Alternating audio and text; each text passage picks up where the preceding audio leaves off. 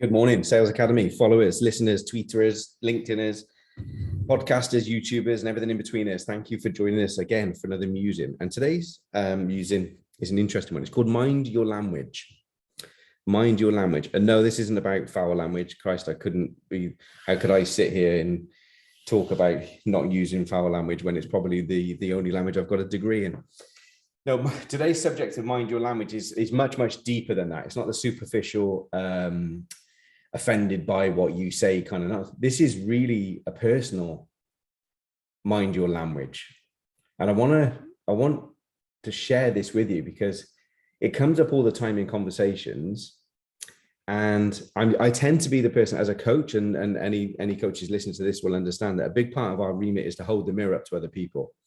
And when you hold the mirror up to people, sometimes they don't like what they see. Sometimes they don't like what they hear. So when you're reflecting things back, it's not always received well, and it's invariably not received well because they don't like that behavior in them. They don't like what they see in them. And it's not about sitting in judgment or sitting in a position of betterment and all that sort of stuff, or better than, sorry.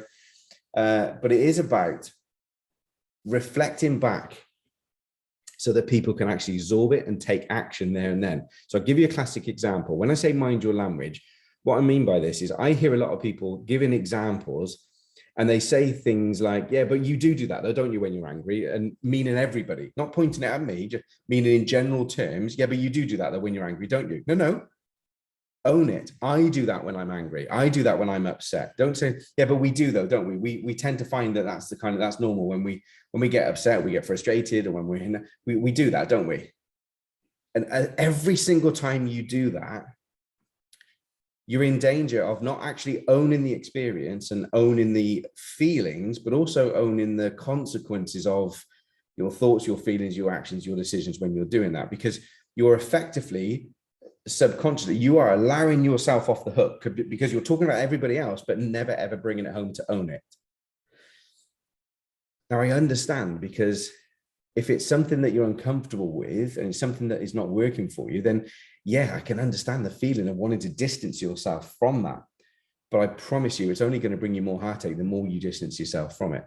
So even though it's a bit of short-term pain, to kind of own that feeling of uncomfortableness and own that feeling of discomfort and that challenge. And I know when I said or did that, it hurt somebody else, or it hurt me, or it did that. Own it, grab it, embrace it, and own it. And become aware, because the first stage of it is awareness. Be aware that you're even using that kind of distance language, that second, third person language. Become aware that you are using this as a way to deflect the attention away from your discomfort. Now, this is about protection. This is about ego. It's a normal thing, but it's one of those normal things that you can just murmur through life without ever addressing, unless maybe someone like me, a coach, holds the mirror up to you and goes, hang on a sec. When you said, what did you mean by that? And how about you owning that? How about you take that back and you own it and you give that to me again? How about running that by me again, but this time saying I? Not we, not you, I. So yeah, mind your language. It's a biggie. I want to see, hear, and feel how this is showing up in your life. I'd like you to become really aware of how this is showing up in your life and the impact that it's making. Because even if you're not becoming aware of it, I absolutely guarantee you people around you are becoming aware of it if they are not already aware of it.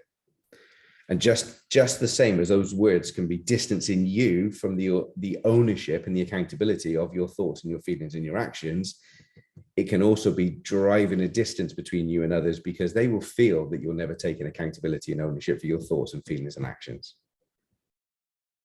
Have a think about that one. That's today's musing. Mind your language. Have a great day, people. It's my birthday. So I'm just going to chill. I've got a day off work, so I'm just going to chill. I've had a fantastic weekend, and I'm going to chill and spend time with the people that really, really matter.